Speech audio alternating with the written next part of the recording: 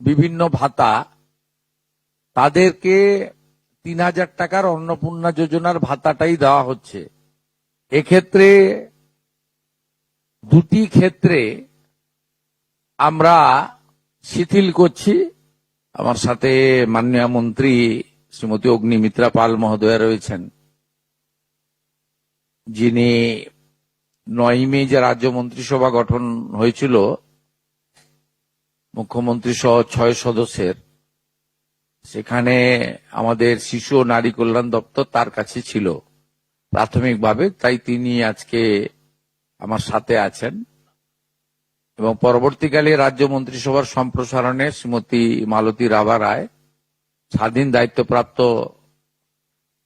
শিশু ও নারী কল্যাণ দপ্তরের মন্ত্রী হিসেবে দায়িত্ব পান এবং তার নেতৃত্বে বর্তমানে দপ্তর পরিচালিত হচ্ছে, তিনি আছেন। আমার সঙ্গে মুখ্য সচিব সম্মানীয় মনোজ আগরওয়াল, এসসিএস পদমর্যাদার আধিকারিক আমাদের অর্থ সচিব প্রভাত মিশ্র এবং শিশু ও নারী কল্যাণ দপ্তরের প্রধান সচিব মহোদয়া মৌমিতা বসু গোদারা, তিনি আমাদের মধ্যে আছেন।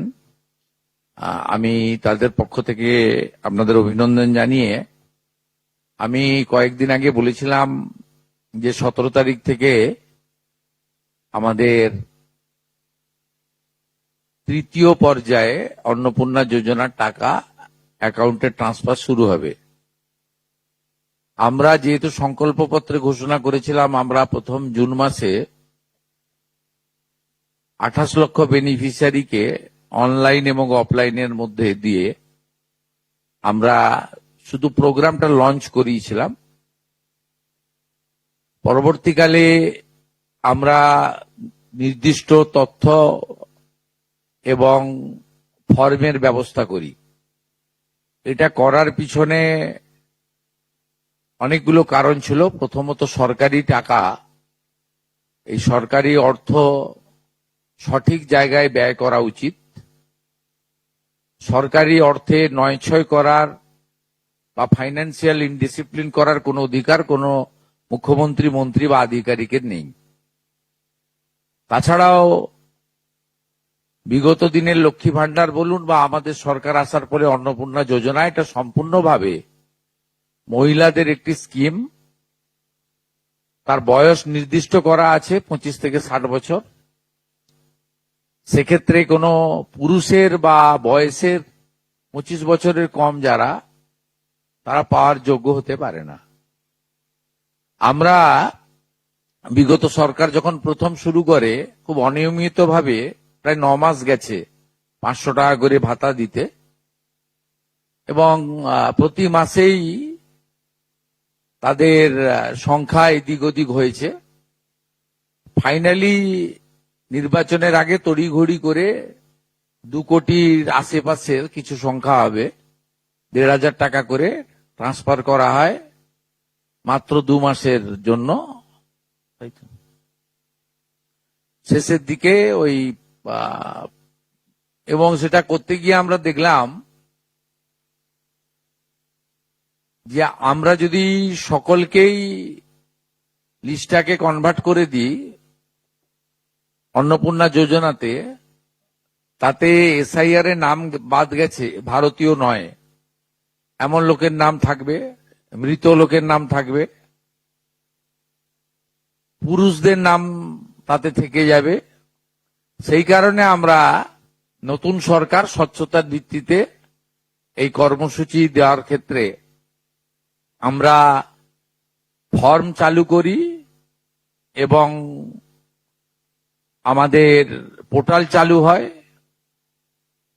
এবং জুলাই মাসে দ্বিতীয় পর্যায়ে যখন আমরা 1 কোটিরও বেশি মহিলার অ্যাকাউন্টে নেতাজি ইন্ডোর স্টেডিয়াম থেকে প্রোগ্রাম করে টাকা ট্রান্সফার করি, সেক্ষেত্রেও অনেক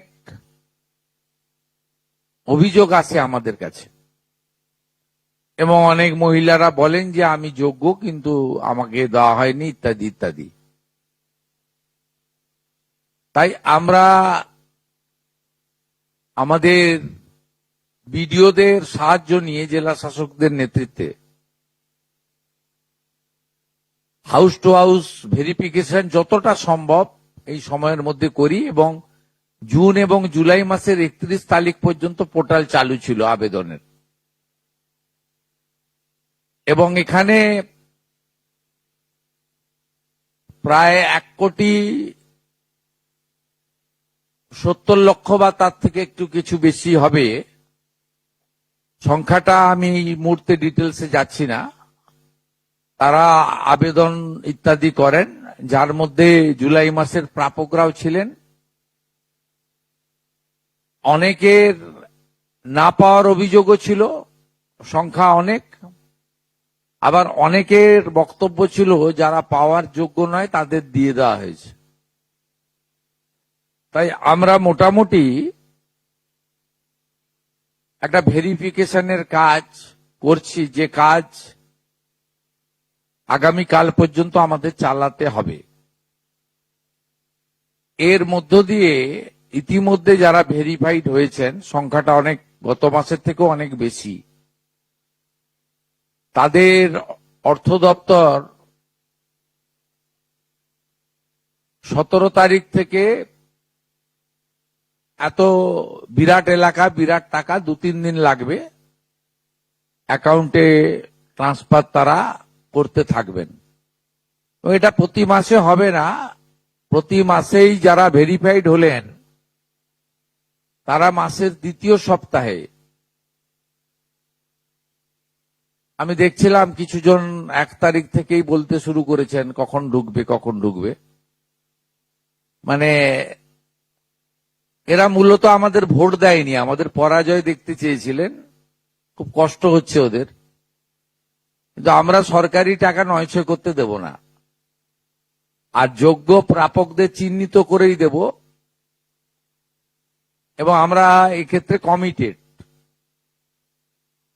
অর্থাৎ যে চুরি দুর্নীতি হয়েছে, যেমন বিগত দিনে আধার লিঙ্ক অ্যাকাউন্ট নম্বর দেওয়া হয়নি, সেলফ ডিক্লিয়ার অ্যাকাউন্ট নম্বরে দেওয়া হয়েছে, এর ফলে মহিলার টাকা পুরুষ পেয়েছে, অন্য লোক পেয়েছে, এখন গ্রেপ্তার হয়েছে বহু মানুষ।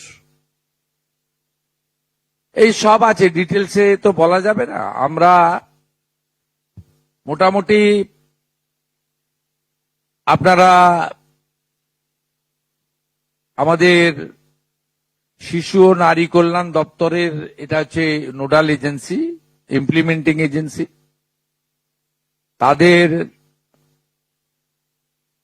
19/5/2026 তারিখে 2411-WCD নম্বর বিজ্ঞপ্তির মাধ্যমে তারা একটা মোটামুটি এসওপি দেয়, তার ভিত্তিতেই ভেরিফিকেশন হয়েছে।